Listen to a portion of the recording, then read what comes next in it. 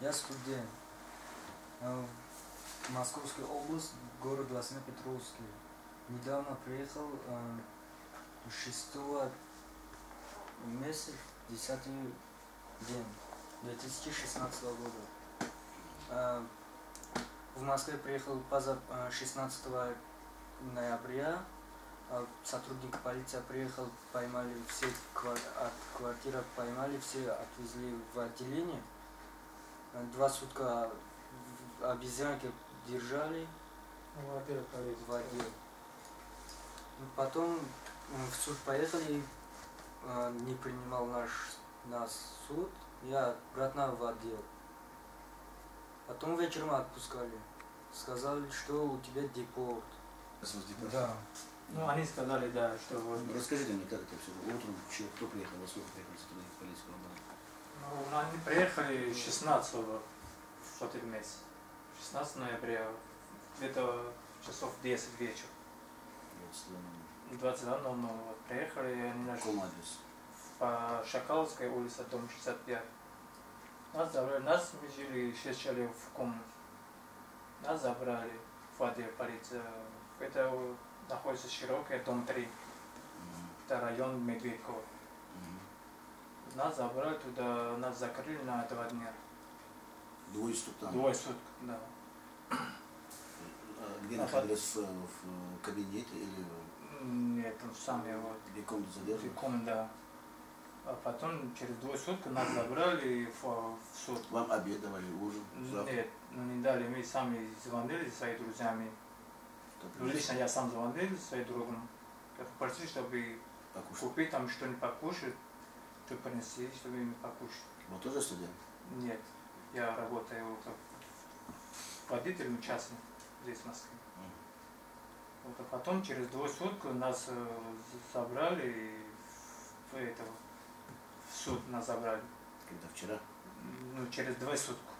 Ну, где-то было время, ну, после обеда, я точно не знаю, сколько было время. Ну, 3 часа было, наверное. И сидели в час-полтора, вот так. А нас обратно взяли, опять туда, в отдел широкий, дом 3. И там где-то были 2 часа уже мы обратно нас закрыли туда. Потом протоколы составили, да? Протоколы составили? Да. Они оставили. Что там написано? Ну, протокол написано, что мы живем по не по месту регистрации. Да. Поэтому они нас забрали и сказали, вот мы написали просто вот на протоколе, мы подпись поставили. Вот они сказали, короче, вот 20-го мы вам позвоним, у вас 20-го будет суд. Суд решает. Либо вас штрафуют за 5000, либо депортуют на 3 года или на 5, я не знаю. Вы приехали в Россию? Приехали в Москву. Делали патент, да. Заплатили каждый месяц там тоже. Каждый месяц, да. У меня все, документы, все в порядке. Они что хотели, чтобы вы жили не в квартирах, а в подвалах, что ли? Что они хотели? Не знаю, просто они... А где жить? А кто он делал регистрацию? Я тоже именно адрес регистрации вашей где? Это вообще у меня в адресе что написано? Москва где? Уведомление ваше, что написано? Честно не знаю. Да. Не могу показать просто. А кто делал? В Фемесе был сам, на Сахарова. На Сахарова. Да. Это Сахаров вам дал? Да. Дайте, пожалуйста.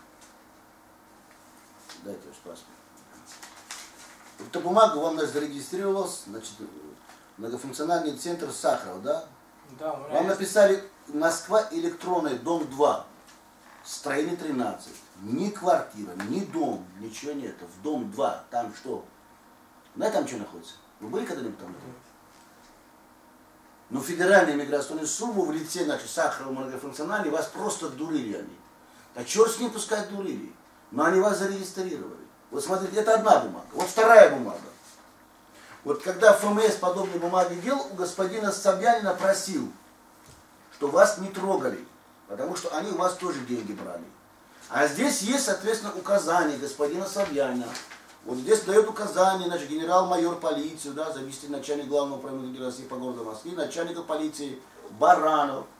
Вот эта бумага оказалась у нас, что они не имели права вас вообще проверить в квартире. Вы имеете право жить, потому что адреса при наличии вашего патента.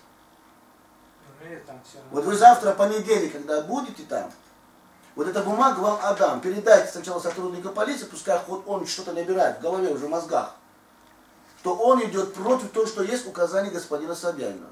Вас не имеет права вообще это спросить. Это с 21.03.16 года. А срок с 2012 года по 2018 год, то, что, соответственно, тогда было принято в Москве, под реализация отдельных мероприятий государственной программы в Москве «Безопасность города». Такая была программа.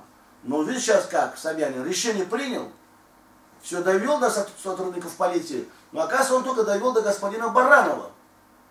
А Баранов должен был довести до остальных сотрудников, тоже генерал-майор. А с собрали стороны этой бумаги. Значит, вот написано здесь, кто подписал, отправил. Господин Сергеенко, заместитель начальника, полковник внутренней службы. Эти бумаги все есть в управлении ФМС России. Вот получается, что вас просто приведут как в зал суда, и судья закроет, потому что вы будете молчать. Я попрошу сейчас своей помощницы, вам эту бумагу сделать, отдадут. Вы предоставьте ей. Хорошо. Да. Надо обязательно. И другим передать. Вот ваш разговор сегодня, будет знать миллионных людей, там может быть не миллион, сотни тысяч наших, которые смотрят наши. А у них тоже появится шанс на будущее. Что подобные решения это противозаконно. Даже исходя из того, чтобы даже нынешняя милиция, полиция, которые есть, не хотят слушать указания своего мэра. Значит, они его не признают. Вот так. Вот дальше рассказывай. Что было дальше у вас? Ну, потом нас... Паспорта же вам дали? Ну, паспорта, да. Сказали, приходите, мы вас в суд отведем, да? Ну да, сказали 20-го, 10:00 мы ждем вас. Да. Возле суда. Да. Это суд находится в районе... А вы скажите во время суда, дайте нам переводчика, адвоката, потому что сотрудник полиции вот эту бумагу не признает, которую я вам давал сейчас. Вот эту бумагу не хочет признавать. Понятно? Хорошо. Вы с какого года уже студент-то в России? 2016 года. Студент. Да. Факультет. Экономист, бухгалтер. Вот, хороший экономист. А вы? Я? Вы рабочий? Да. Откуда приехал в Думу? С Таджикистана. Откуда? Город Душанбе. Сколько лет ему? 22. Дома там кто-нибудь остался? Мама, папа? Ну, у меня родители здесь все. Все здесь? Да. А что, они приехали на трудовой фронт? Работать приехали? Да, работать приехали. А там кто остался? Ну, бабушка и брат. Ну, бабушка просто в возрасте, она тоже приехала, да, если вы? Нет. Да. Ну, бабушка и сестра и брат маме. А вот сейчас вас депортировать будут, что будет делать Таджикистан, поедете назад? Где там будешь работать в Таджикистане? Не знаю. Ну, армия служит. Ну, в армию пойдешь служить, да? Ну, хорошо, в армию, а потом дальше что? Ну, ты почему приехал в Россию, работу искал, скорее всего, правильно? Да. Ты же армию не боишься, правильно? Да. Надо стариков, там, бабушку, дедушку надо, правда?